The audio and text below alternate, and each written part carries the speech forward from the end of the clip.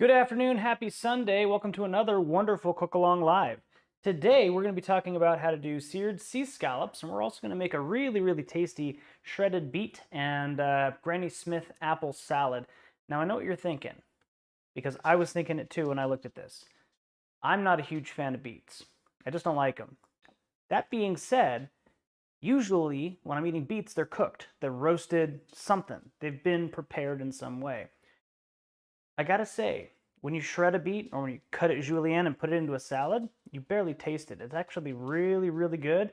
A little bit of sweetness, not a whole lot of like sugary beet flavor that you might be used to. Enough if you like beets, but also enough if you don't like beets. So just a little bit of a heads up there. That being said, I think it goes really well with the scallops. It's bright, it's a little bit sweet, it's acidic just because of the dressing and the Granny Smith apples giving it that tartness. Goes really well with the scallops, and I recommend you give it a shot, even if you're not a huge fan of beets. That being said, if you want to just put together some kind of a regular salad that you're going to eat yourself, by all means, go for it. Like, you can put whatever you want with these scallops. I just think that the beet and apple salad is a little bit of a bright change of pace. And again, I don't even like beets, so kind of a surprise. We're going to go ahead and get started. For our beet and apple salad, we're actually going to be making some candied walnuts. So we're going to start with those.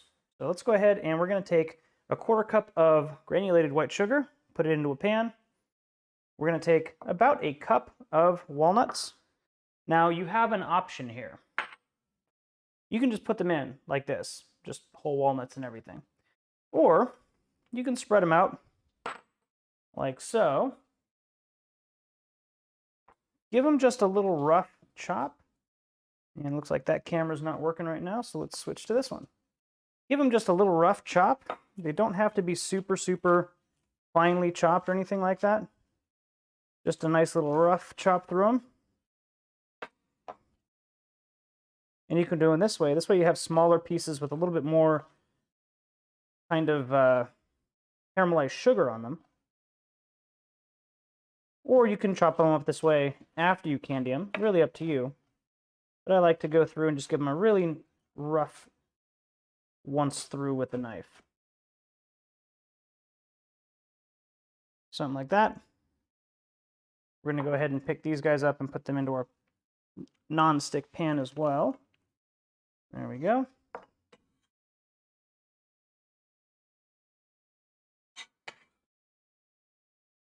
And then we also want about a tablespoon of butter in there. We're going to get this on to like a medium-high heat. I'd say if you're going to like a medium-high, you want it to be on the low end of medium-high. What's going to end up happening is the sugar is going to caramelize. As the sugar caramelizes, the butter is going to kind of keep it viscous, if you will, and we're going to just be tossing those walnuts in there. While we're waiting on that, go ahead and grab a plate, some kind of a ceramic plate, nothing plastic, something ceramic, something smooth, or alternately, some parchment paper, not wax paper, but parchment paper. Or if you don't have parchment paper or a ceramic plate, aluminum foil can work in a pinch. You just want something that's going to be slick for the caramel to come off of. Because as the caramel, I mean, it's going to stick to whatever it sticks or whatever it comes off onto. It doesn't stick to parchment paper. It doesn't stick to ceramic very much. And it comes off of aluminum foil as well. Hey, Aaron, how's it going? Happy Sunday. Ooh, yeah. Grapes. Grapes are good. I like grapes. Good to see you, Aaron. Go ahead and get these things just kind of tossed. Usually, I have the upper camera zoomed out enough so where you can see it. I had this side camera here set up so that I could actually move it around and you could just look at it from there. Just a little bit of a different angle. For some reason, it's just being difficult today and not wanting to work. So I'm not sure what's going on with that. Let's switch over really quick. Hello? Hello? See, that's the weird thing. It's taking a picture. The screenshot is changing, or whatever the photo is changing, but it's not sending any video. So that is interesting. Let me try unplugging it really quick. We'll do the old plug a back in and see if that resets it and gets it to work. Yes, no, maybe so.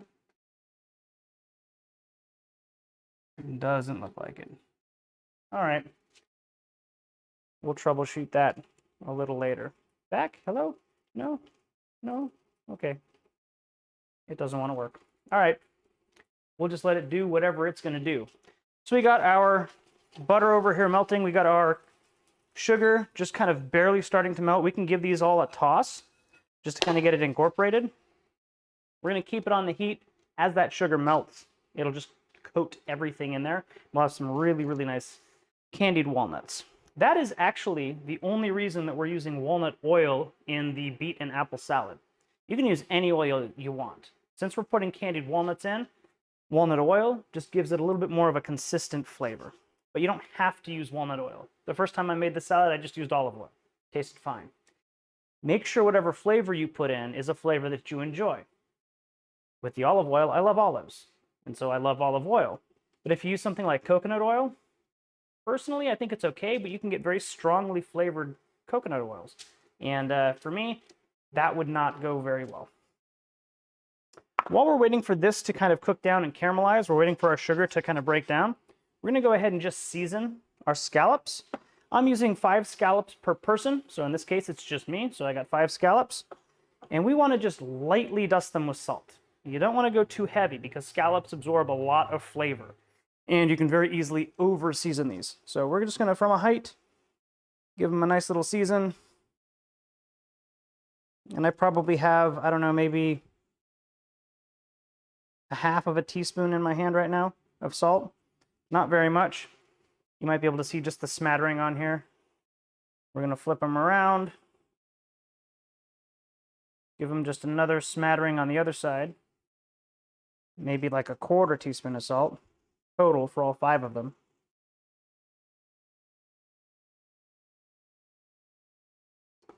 There we go.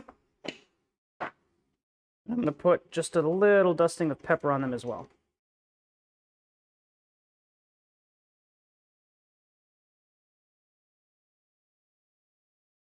Give our walnuts a little toss.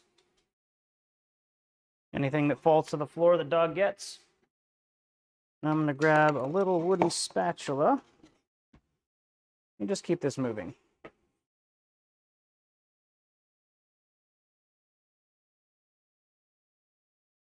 So since we're having some camera difficulties with that close-up one, I'll just move them over here so you can see what's going on. All of our sugar has melted down and it's coating the walnuts. And we're just stirring it through. You don't necessarily want this to get super dark caramel. You just want it to be very light, but you do want it to brown just a bit. So we're just going to kind of keep this stirring until we get a little bit of color on that caramel, on the sugar.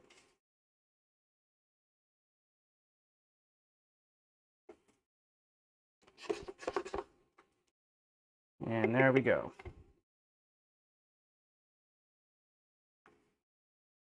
Since I'm the chef, I get to taste it. We're going to go ahead and just pour it out onto our parchment. And we're going to break it apart so that we have individual pieces of walnut kind of spread out on the parchment paper. If you added a little bit more sugar and really kind of got like a layer of caramel going, you'd essentially be making walnut brittle.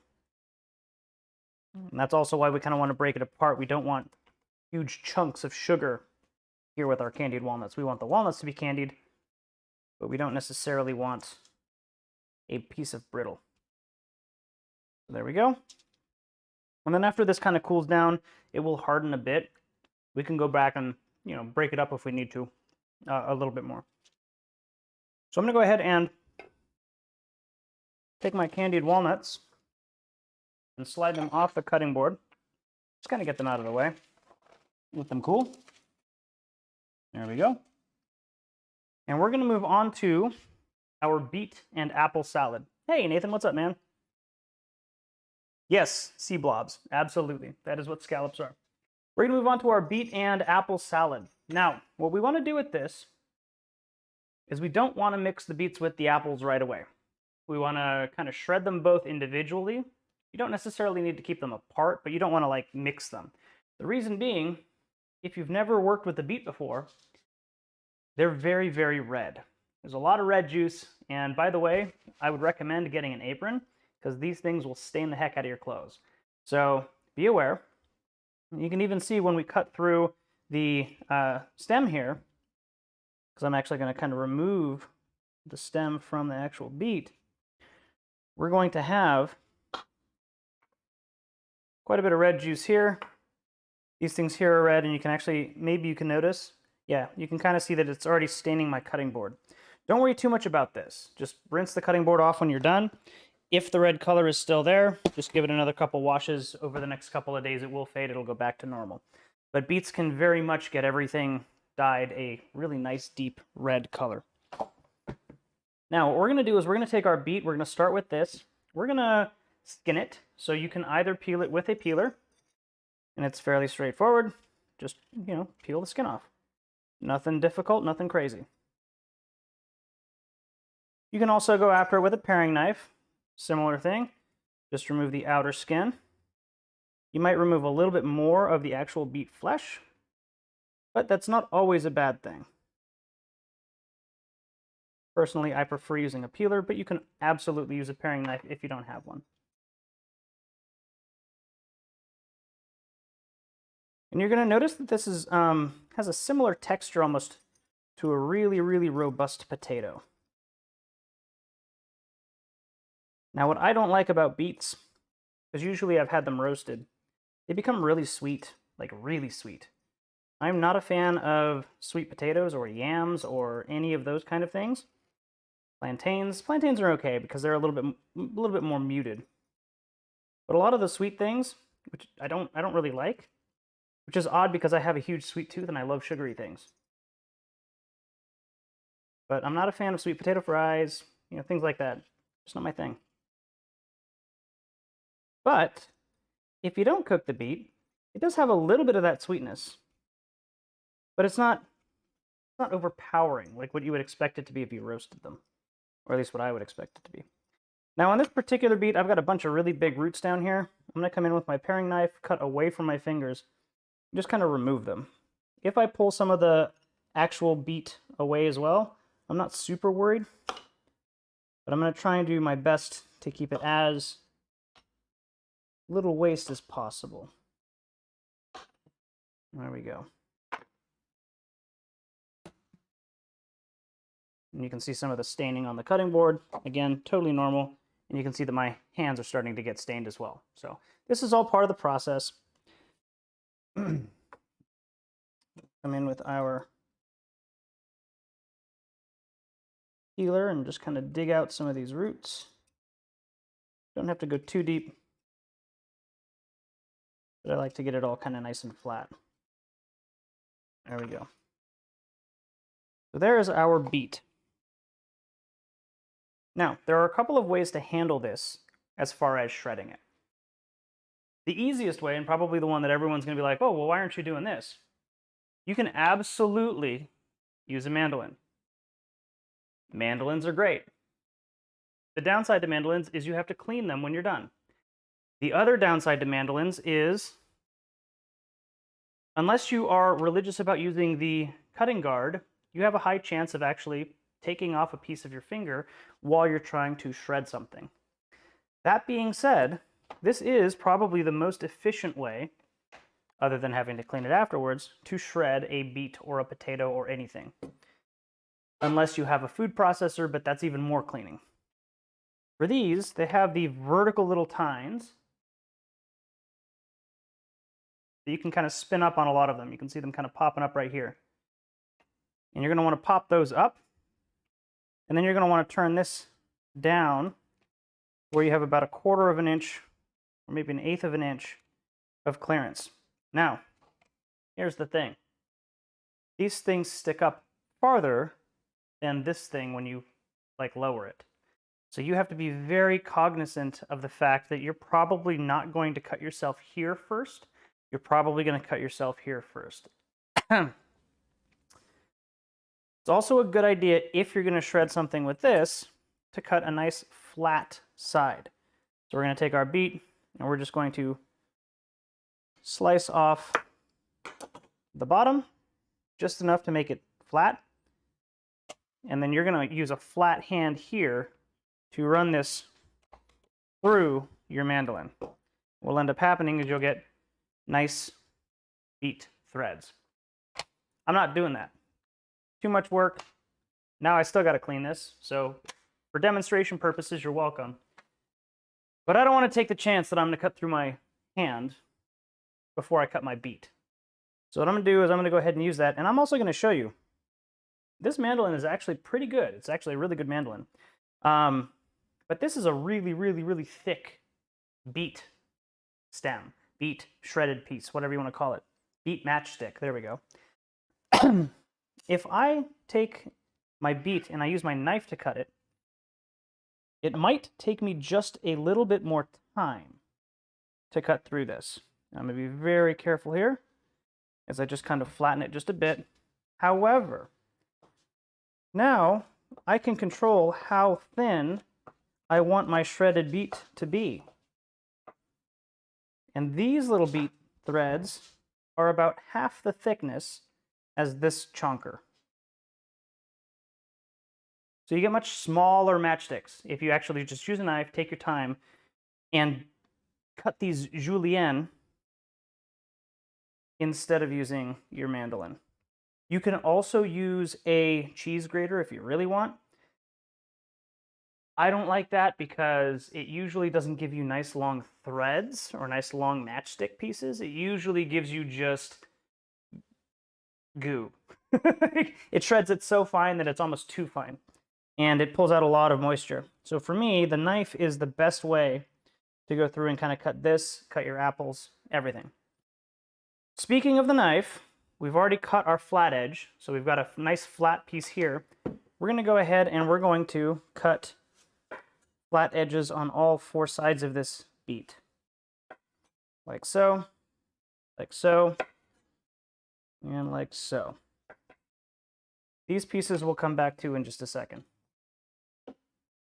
So now I can put the beet on any side that I want except for the top because we haven't flattened that yet. And it's not going to roll around on me. So what I can do with this is I can now cut vertically, nice and thin, and get some nice thin planks out of my beet. Like so. And I've still got a nice like flat surface that I'm cutting on. So when I leverage onto this with the knife, it's not going to roll around on me. It's going to be very easy to cut through. And I'm just going to set that over there for now. You'll notice that on this piece, it was already cut through from those vertical knives or the vertical blades that came out of the mandolin. So I'm just going to go ahead and cut it separately. Like so. Just get these out of the way. But now I've got a bunch of different beet planks that are all the same shape that I can now put flat on the cutting board and again control how wide I want my matchstick pieces to be. So I'm just going to cut these the way that we normally do. We make our little claw shape, bend our fingers backwards, put our thumb at the back, and use the flat of our knuckles to kind of guide the knife. And I'm just going to cut straight down through these planks, like so, moving my fingers back ever so slightly as I move. There's that cut. And then just at this very last bit, I'm going to be very careful because it tends to get slippery. And we'll just gently cut through these, like so. And now I've got all kinds of beet matchsticks that are nice and thin. They're not chunker, 1/4-inch size beet matchsticks. They'll mix a little bit better in with the salad. I don't have to clean a mandolin. Well, I do, but you wouldn't have to clean a mandolin if you just used your knife this way. And you get a nice consistent cut without any threat of like slicing into your hand. So for me, this is the ideal way to shred something like a beet. Now as for all the rest of this, I am going to come in. I don't really have a flat side anymore on this piece, so I'm just going to very gently, like we do with our onion, put my fingers right on top to hold it in place, and just kind of cut into it a little bit. And then if I can find a flat side, I'll just continue and get another plank out of it, and then maybe one more. A little bit of a cut here, and then we'll go straight down as best we can. We'll take this, the same kind of a julienne chop.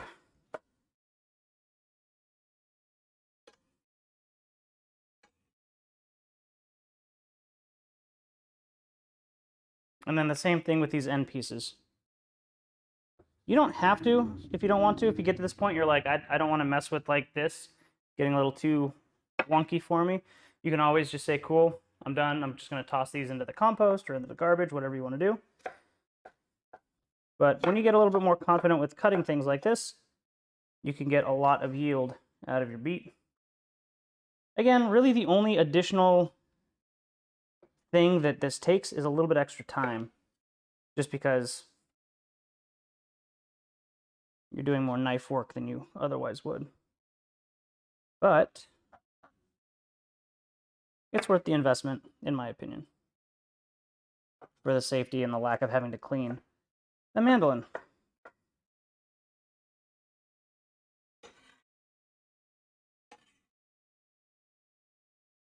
And I'm actually happy with that much. I'm going to take the other two and toss them. Going to grab a bowl. I'm going to take my beets, and I'm just going to be very conscious of putting them on one side of the bowl.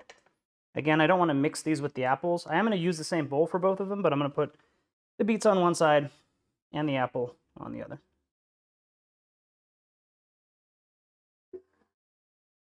There we go. Just set that off to the side. All right. Apples.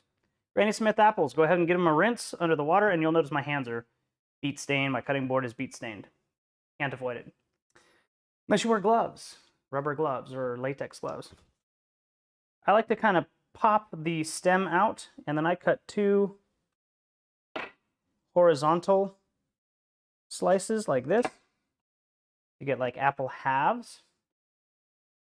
And then I will cut just on the outside of where the seeds are for the other 2 sides, like that. And I'll do that for both apples.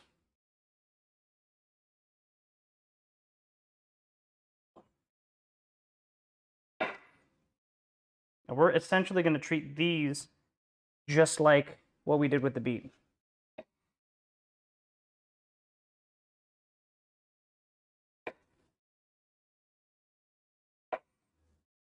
You can absolutely use a apple corer if you really want, but again, that's just something else to clean. And I tend to be a little bit more efficient in the kitchen. I don't like cleaning a bunch of stuff because I just hate cleaning stuff. So I'm not going to do a bunch of, use a bunch of tools that I don't necessarily need to. All right, my apple. You'll notice I cut off the bottom and ate it because I'm hungry. I'm just going to lay it so that I've got something flat to cut on. And then same thing here. I'm going to cut through the apple, get a bunch of planks. And I really need to sharpen my knives. They're having trouble getting through this apple skin. And when your knives can't cut through an apple skin, you know it's time to sharpen them. All right, so I'm not able to really use the flat side on this anymore. Jeez. 2 seconds.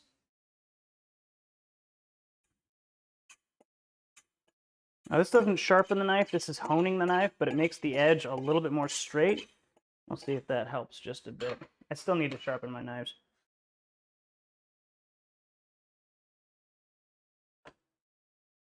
Helped a little bit, but I'm also cutting on the cut side of the apple. And I'm just using my fingers on the top to add a little bit of pressure to hold it in place as I cut. There we go.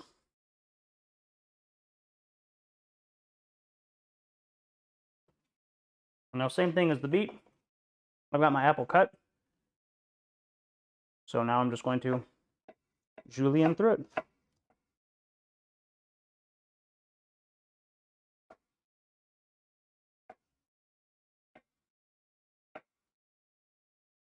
There we go, nice apple matchsticks. That's what we're looking for. Just set those off to the side.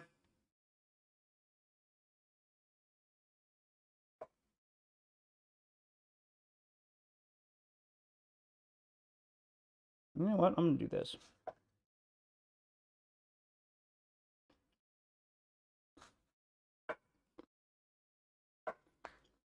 Get rid of the skin, and the skin can't stop you.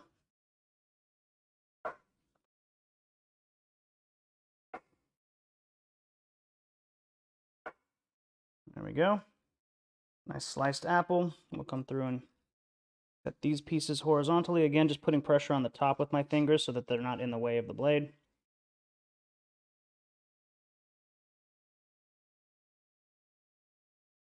And then once your knife has passed, like where you can hold onto the edge, you can hold onto the edge to just kind of keep it in place and keep cutting. The point is just to keep your fingers out of the way of the knife.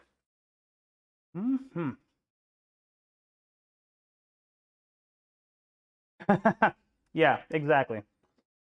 I don't like cleaning stuff any more than you do, but I totally understand that sometimes people like using every tool in the kitchen. And I'm not going to say that I never used to be that way, because I used to use every tool in the kitchen, but now I kind of try to justify it and figure out what is actually worth the cleaning time versus what can I just do with a knife, and it won't take me that much longer, right? But it saves me a bunch of time in cleaning.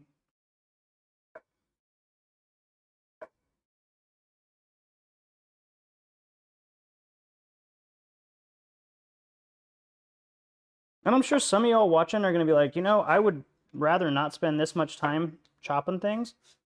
I'd absolutely use a mandolin and just, you know, spend the 5-10 minutes to clean it. And that's totally cool. You do you. I'd rather continue to keep my knife skills up to date, keep myself proficient, and not have to clean anything. All right. There we go. You'll also notice that we're only cutting one beet and we're doing 2 apples. So even if you really don't like beets, you're really not going to get that much beet flavor. It's just a very mild sweetness. Again, we're not roasting it, so we're not bringing out any of those sugars. It's just kind of beet au naturel. And then a lot of apples. So you get a really nice tart salad that, again, I really feel complements the scallops. So if you're not making that tonight, or if you don't make it the first time you do these scallops, I do recommend trying it at some point, because it really is a vibrant, refreshing salad.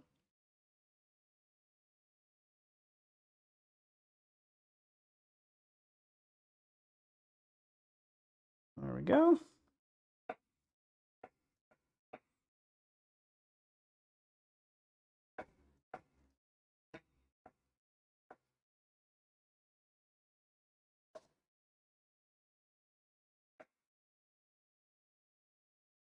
I'm going to go ahead and get these guys into the bowl.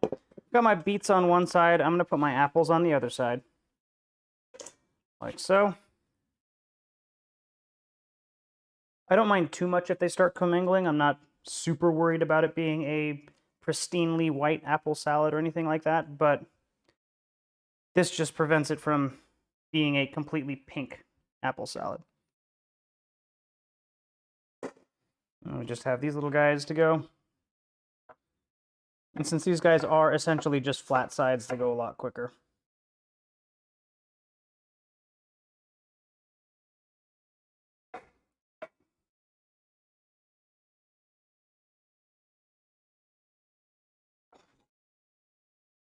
And you get to snack on the apples while you're doing it.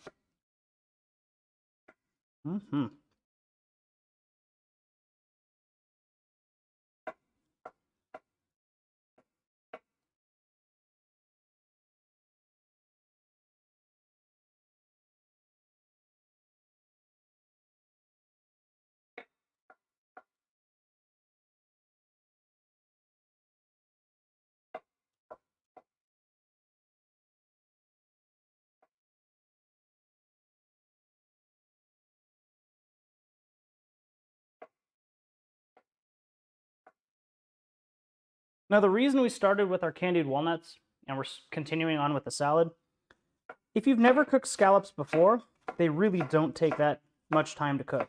It's literally 2, maybe 3 minutes aside. They go very, very quickly. So what we want to do is prepare everything else and get it just to the point of being ready to serve. And then we can cook our scallops, plate it all up, and then we're all done at the same time. If we started with our scallops by the time we were done with our salad, even if we were using a mandolin or a food processor to, shred our fruit, the scallops would be cold. Not an ideal experience. I'm going to go ahead and do that. We are also going to clean 1 shallot for this. My favorite way to do this, just cut off the top of it, about 1/4 inch. And I usually also cut it the long way, like so. And this does a couple of things. It makes the skin peel off really easy. You just find the first layer of shallot that still has a little bit of that leathery texture to it. You just peel the whole thing off, and the outer skin comes right off with it. Like that.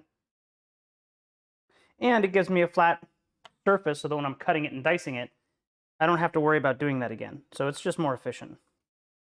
And same thing here. Just the last layer that's got a leathery skin on it, so I'm just going to peel it off. And you might be thinking, but Rob, I'm peeling off 1/4 inch of additional skin because most of this is fine. It doesn't matter. Just peel it off. The amount of waste is not worth the amount of time it would take you to peel off the skin and leave everything else. Plus, I've still got 90% of my shallot. So it's literally just about efficiency. Then with this, we're going to do just like we do with an onion.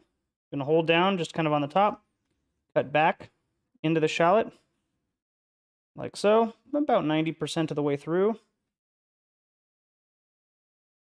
There we go. And then I like to kind of find the flattest side. So you can see that this side here is flatter than this side. This side is just kind of straight. And it's got a little bit of a bulb in it, but it's not a big deal. This one here is like full-on dolphin jumping out of the ocean shape. I'm going to start on the flat side and just do my cuts from there. My vertical cuts through the shallot.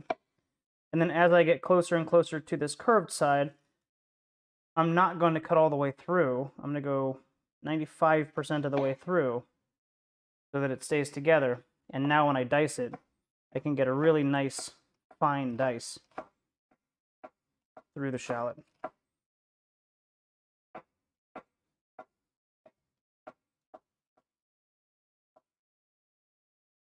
And then I can get almost all the way up to the end, and I'm left with very little waste.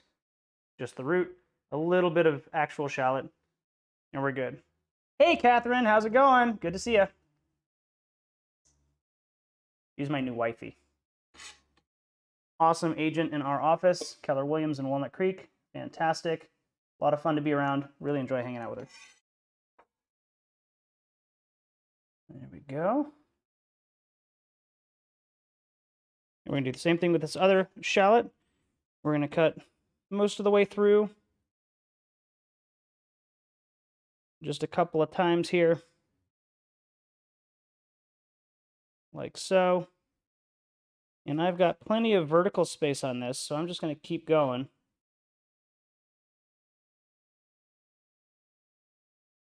Until I'm not happy anymore with how much space I have left. I don't want to cut myself.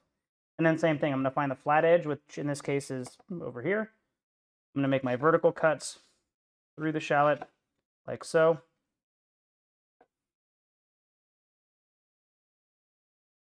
And then we can get a really nice dice.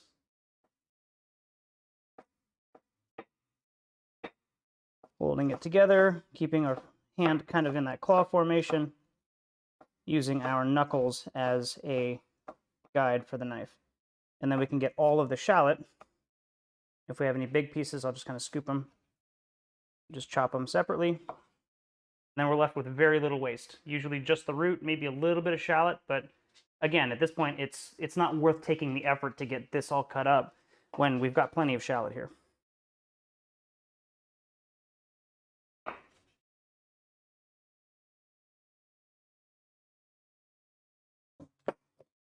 Grab our bowl, add our shallots to the bowl, and you'll notice I'm keeping everything kind of separate. I'm not mixing anything together yet. There we are. And now, last but certainly not least, well, I should say second to last, but certainly not least, we're going to cut up about 2 tablespoons worth of chives. You can see I've already kind of got them cut. And I'm just going to finely slice them this way. These are all going into that salad.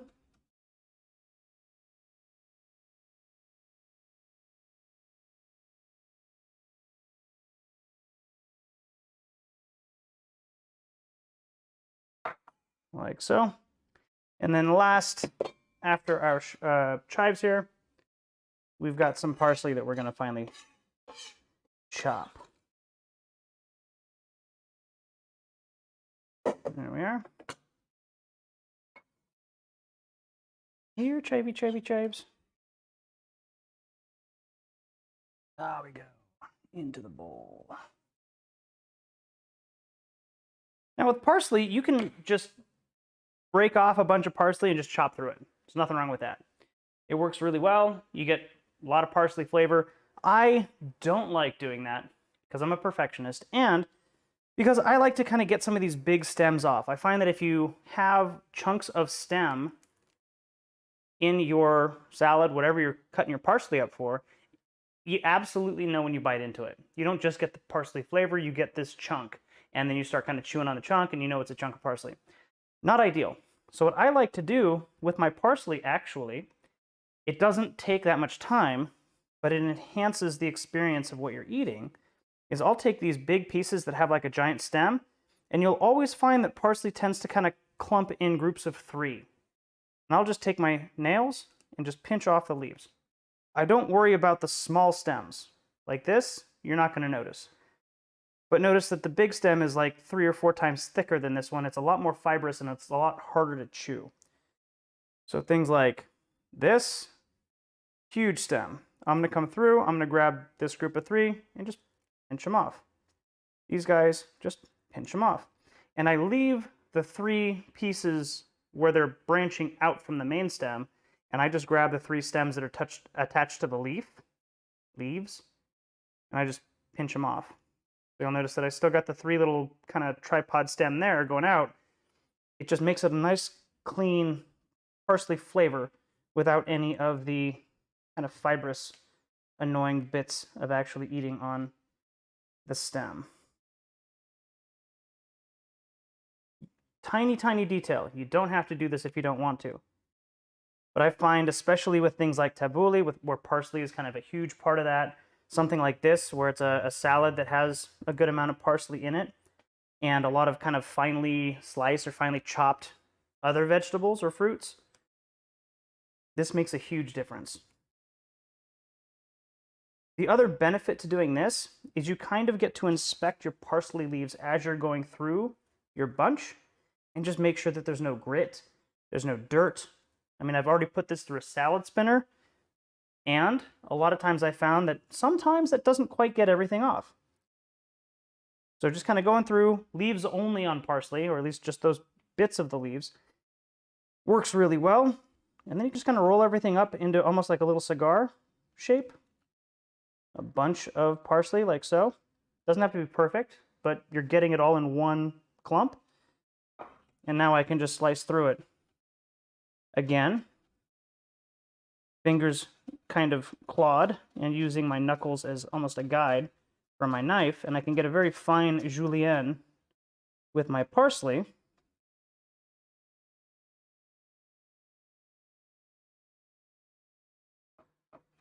I don't have any stems in here, or at least nothing big. And now everything is being cut this way. I can just turn my knife 90 degrees and dice it. So again, it's about both not eating fibrous pieces of parsley stem, but it's also a little bit about efficiency. That was super quick. I've got nice diced parsley. Go right into the salad.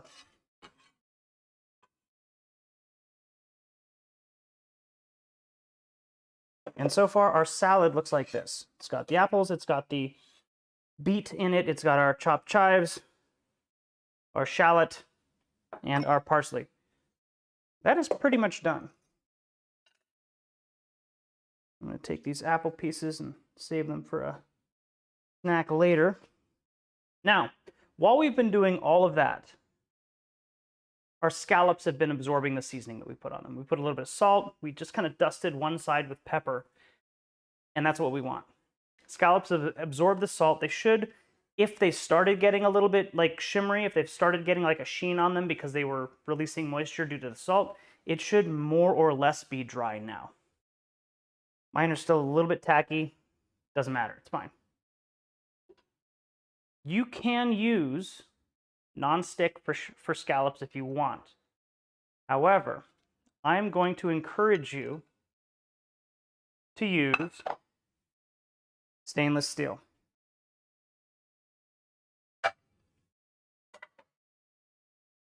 This is the best way to get a nice crust, nice golden brown exterior on your scallops. And I know what you're thinking. This is a pain in the ass to clean.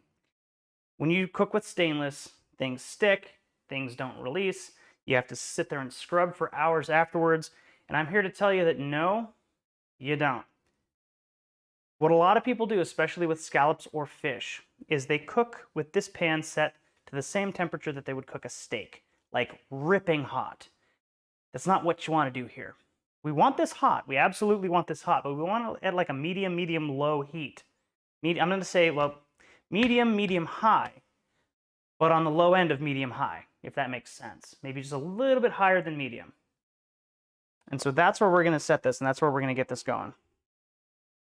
If you're using induction like I am, I've got mine set to 335 as far as the temperature of the induction plate. And I am going to, since my other camera is not working right now, slide this over because there's not going to be very much cutting board stuff. This is going to be all pan cooking. With the, ooh, you know what? Let's stop that. I got ahead of myself. Let's switch back. We're going to make our dressing for our salad first. That would have been dumb because I would have cooked the scallops and then been like, oh, now we got to make dressing. And the scallops would have been cold by the time we were done. Let's make our dressing. So what we want a little cup. If it has a lid, all the better. If it doesn't have a lid, that's fine. You can use a fork or a small whisk and whisk it up together. Don't worry.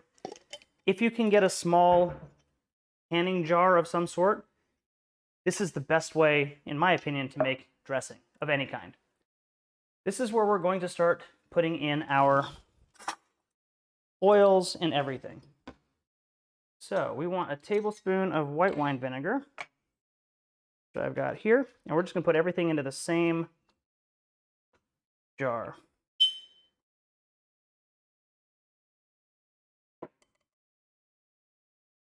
Tablespoon of white wine vinegar. We want 2 teaspoons of whole grain mustard.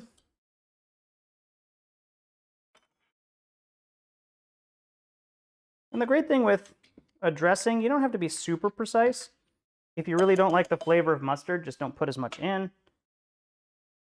If you don't like the flavor of vinegar, you still need a little bit, but maybe find a type of vinegar that you like. Apple cider vinegar would work really well with this as well. We want a teaspoon of honey.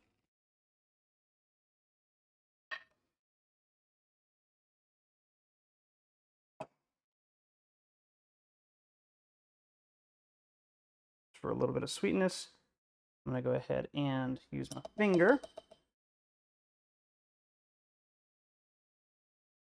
There we go.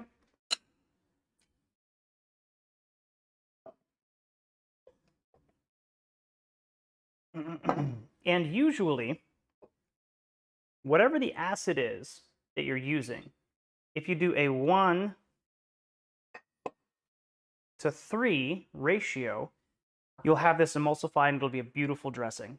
So if you're using apple cider vinegar or balsamic vinegar and you're using some other kind of, like maybe an olive oil, you can make a delicious vinaigrette by doing 1:3. 1 part vinegar, 3 parts whatever oil you're using. So I'm going to go ahead and put in 3 tablespoons of my walnut oil. And again, you can use whatever kind of oil you have. If you don't have walnut, you want to use olive, or you want to use a neutral oil like peanut oil. It'll be less flavorful. You won't have any of the, walnut flavor or whatever other flavor you have, but it will still make a beautiful dressing. Put that on the side too. Get some of this honey off of my fingers. Perfect. Am I missing anything? Honey, mustard, vinegar, walnut oil. No. We're just going to take this, just all of our stuff. We're going to take it, lid it. If you have a lid, if you don't, go ahead and use a fork and just spin it, or a whisk of some sort. We're just going to shake it up. And we've got a beautifully emulsified dressing.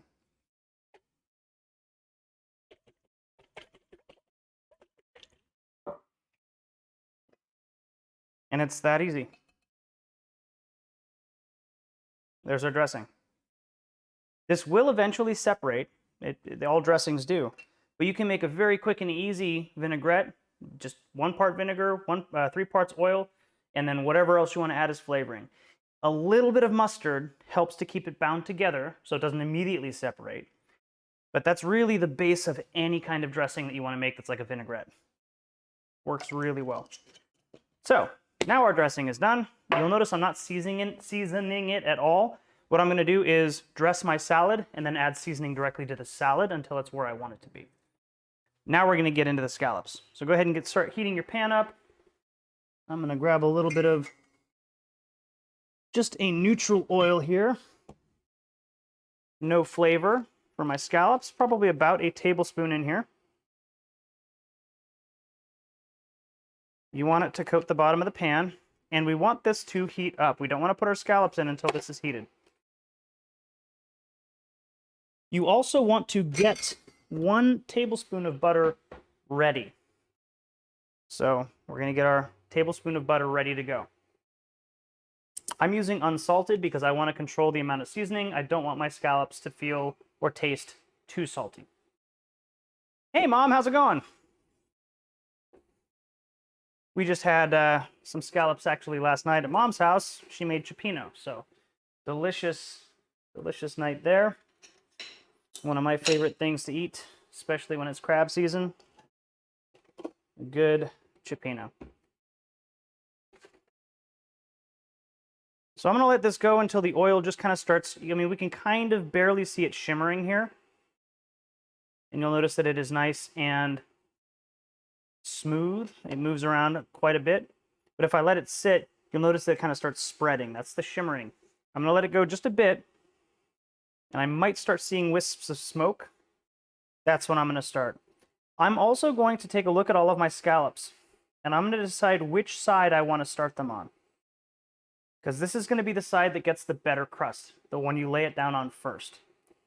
So I'm going to try and find the flat sides to all of my scallops. The ones that are going to be in contact with the pan the best. And it just so happens that it was all the sides that were down. And I'm going to make sure that I put my scallops in the pan that direction. We can see that this oil is kind of starting to separate. It's nice and movable. We're going to put our scallops into the pan one at a time, laying them away from us, and in an order that we can remember. So the first one's going to be closest to me. And then I'm just going to go clockwise.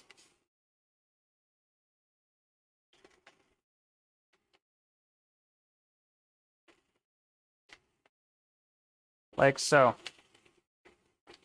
Now these are literally going to take maybe 2 minutes aside. While those are simmering, I'm going to rinse off the plate that I had them on, because I'm going to use this plate for them to rest. And by the time I finish rinsing and kind of soaping up this plate and cleaning it, I should almost be ready to turn them around. Flip them. There we go. Keep using that towel. Get this dry, and we'll move back over to the pan.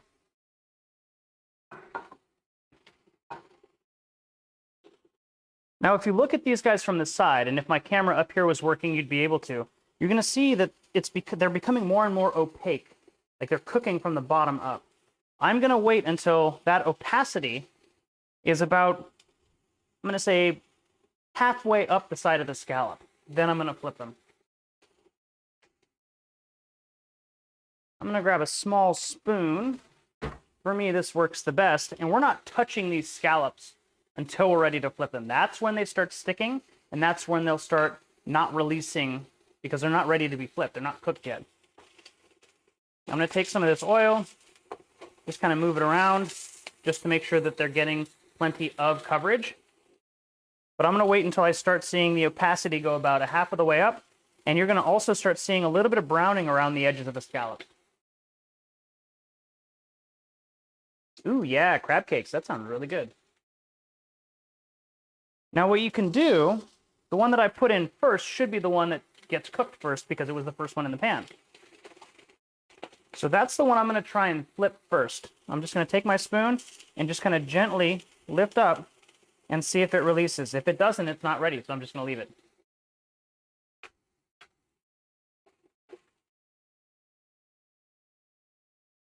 And I'm just going to keep moving the oil around.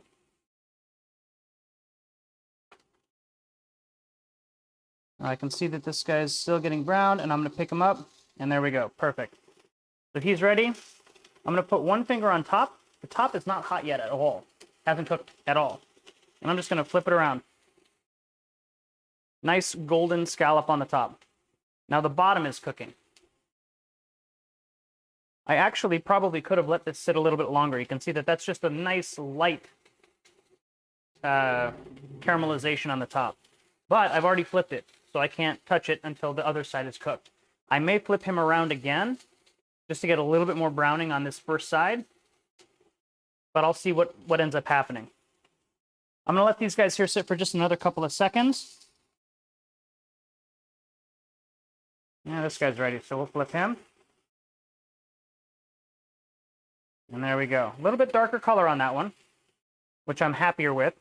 You'll also notice that on the pan, we're getting quite a bit of fond, that burned, kind of crispy caramelized bits of scallop. And that's really good. If you wanted to make a pan sauce at the end, that's going to contribute a lot of flavor to it. Let's come over here to this third one that we put in. There we go. Another beautiful scallop. We'll go with number 4. Again, looks pretty good. And number 5.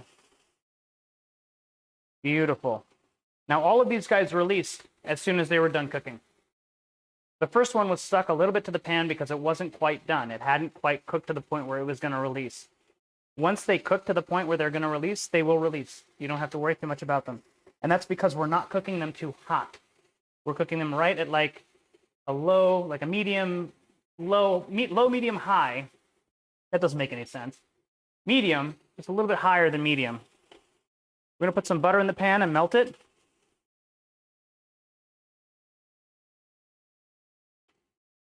But yeah, if we were cooking these at high like we would with a steak or a chicken, you would just, these scallops, you'd tear them apart. They would burn before they were cooked and ready to release.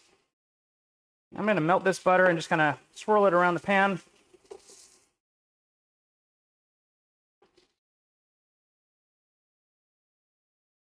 Tilt it, and I'm just going to baste my scallops with a little bit of butter. And again, I'm using unsalted butter. There we go.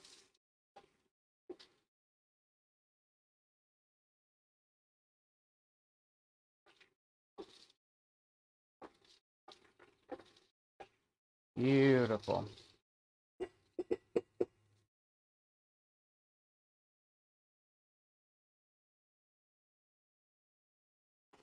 Now the tops of these are hot, so I'm not going to touch them when I flip them back over.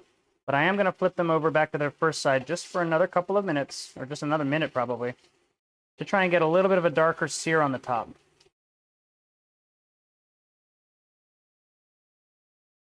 And you'll notice that on the bottoms, even though they are cooked through, or they're cooked, you're not getting as much caramelization. It seems to be a little bit more localized, kind of right to the center of the scallop.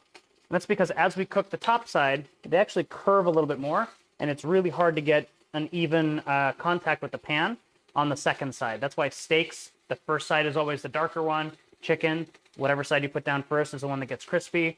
If you're doing like a fish, like a salmon, you always go skin side down because then the skin gets nice and crispy. It's always harder to get the other side. So always plan on the first side that contacts the pan being the one that's got the nice caramelization on it.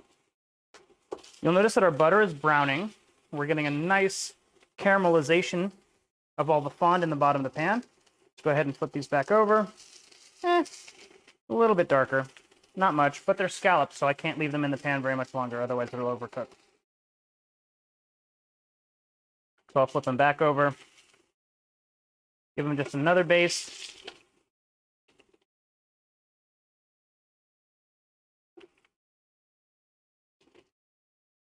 And then we'll pull them off onto the plate to rest.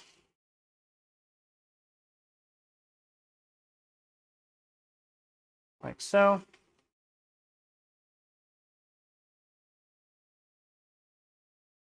There we go.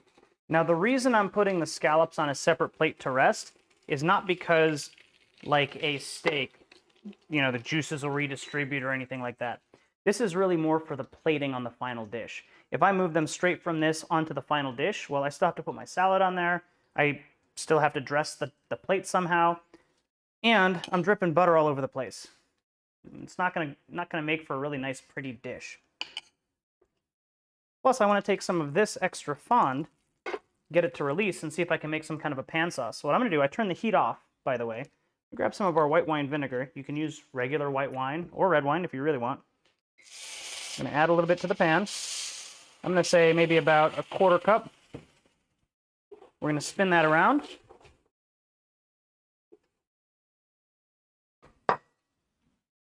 We're going to grab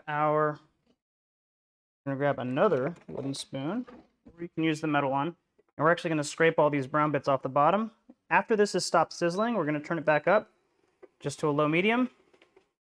And as this simmers, all of that fond is going to come up from the bottom of the pan. And you can see that I'm just basically cleaning the pan now. It's mixing with the butter that was in the pan. We've got awesome scallop flavor in here, and I'm not pressing down too hard to get that fond to come up. But now I've got a clean stainless steel pan that, yeah, there will be a little bit to clean up after the fact, but it won't be hours and hours of scrubbing or anything like that. Get that turned back off. And then a little bit of lemon in here, just for some freshness. If you have some stock, fish stock or chicken stock or any kind of a stock, feel free to add that as well, and you'll just get a much nicer, richer sauce. I am out, so I'm not doing that. I'm going to go ahead and stir this all together. And you'll notice we have a nice clean pan and a beautiful, very simple pan sauce. You can also throw onions in there, garlic, things like that if you wanted to. Perfect. Scallops are done, pan sauce is done. Let's go back to our salad. We're going to go ahead and just give our dressing a real quick mix again. Hey, Cindy, how's it going? We're going to dress our salad with all of the dressing.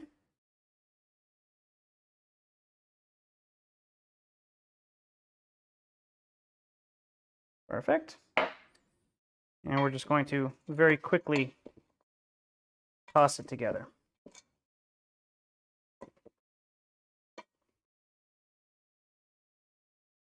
Like so. And you'll notice that it will get a little bit pink, but it won't get super dyed like it would if you toss it at the beginning. That is good. And you'll notice that you really have a lot of apples, a little bit of beets, not so many, but then you've got the nice flavors of the shallots, the chives, and the dressing. And now it's time to plate. So for my plate, I like to start with the salad first in this case. Reason being, plating those things is going to be super easy. I'm just going to dot them around the outside of the plate. The salad it's a bunch of shredded stuff. It's not going to sit right. So what I like to do is kind of start with this, either, you know, one hand in a thing, or two hands, or two utensils if you really want. I just like to get a good little lump of it, a little bit of everything. I'm just going to set it in the middle, like so.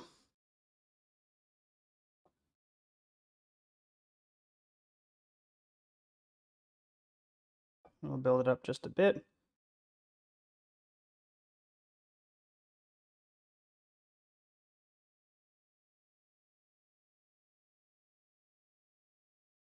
Perfect.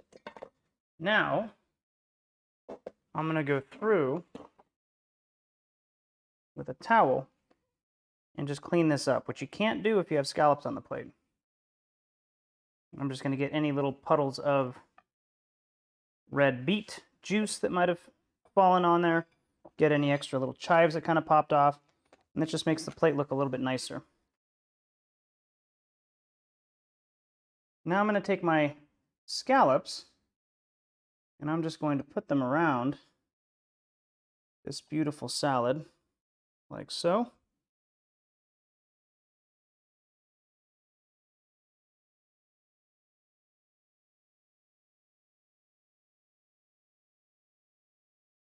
And last but not least, I might turn my pan sauce on just a bit, just to kind of heat it back through. And then I'm just going to dollop a little bit on each scallop. Starting to simmer. Just going to move it around a bit just to make sure that all of everything that's in the pan is at the same temperature. Hey, Ryan, what's up, man? Get that done. And now I'm just going to take my spoon, drizzle the pan sauce over the scallops. That'll give them a nice buttery flavor. It'll heat them up just a bit because we just reheated the sauce. And then I might just kind of drizzle it around the outside like so, just for some visual flair. And there we go. Seared sea scallops with a beet and apple salad. Done. Ready to go. Now, I really, really wish this camera was working because I'd be able to put it there and actually let you look at it. But unfortunately, can't win them all. So I have to figure out what's going on with that bad boy. But before I do that, let's go ahead and give these a taste. I guess I can just use my paring knife.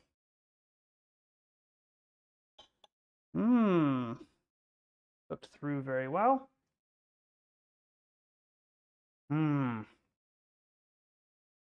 That's good scallop. And you know what? I forgot about something. At the very beginning of this episode, we candied a bunch of walnuts, and they're sitting right here on the counter in front of me, and I totally forgot all about them. So I'm going to go ahead and break just a few of these guys up. And since I didn't toss them into the salad, I'll just add them on top. These will give it another little flash of sweetness as you kind of bite into the salad, or at least into the walnuts.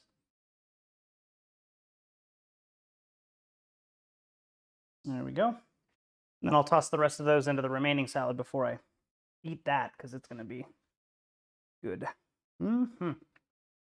Yummy scallops. These scallops are really good.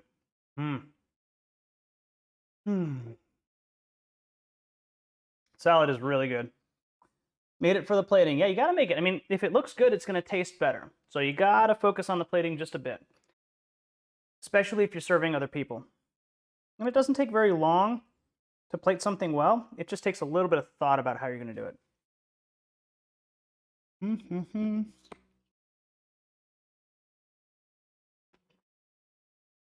Oh yeah, that salad is light, fresh, complements the scallops very well. I really hope you guys give this a try at some point. Delicious. Well, that concludes another Cook Along Live. Thank you so much for joining me for 68 episodes, or 67 episodes, one or the other. We're getting up there in count, which is kind of fun. Next week, we have a large football game coming up, which means that we're going to be doing our cook along on Saturday, not on Sunday. We're going to do a pre-big game Super Bowl. I didn't say that. Pre-big game cook along, and we're going to be making things like queso dip. We're going to be making a really, really easy French onion dip. Goes wonderfully with potato chips. We're also probably going to be making some deviled eggs, one of my favorite things at a Super Bowl party. I keep hearing a word that I'm probably not supposed to be saying. My favorite thing at a big football game party. And I love deviled eggs. So we're going to be doing those again. We did a Super Bowl special 2 years ago when Cook Along was just kind of getting started. And we did deviled eggs. We also did wings and, caprese kebabs. Basically made little caprese kebabs. So this year I'm trying to make a couple of other different things, but go and check out that episode if you want any of that stuff for this year's football game.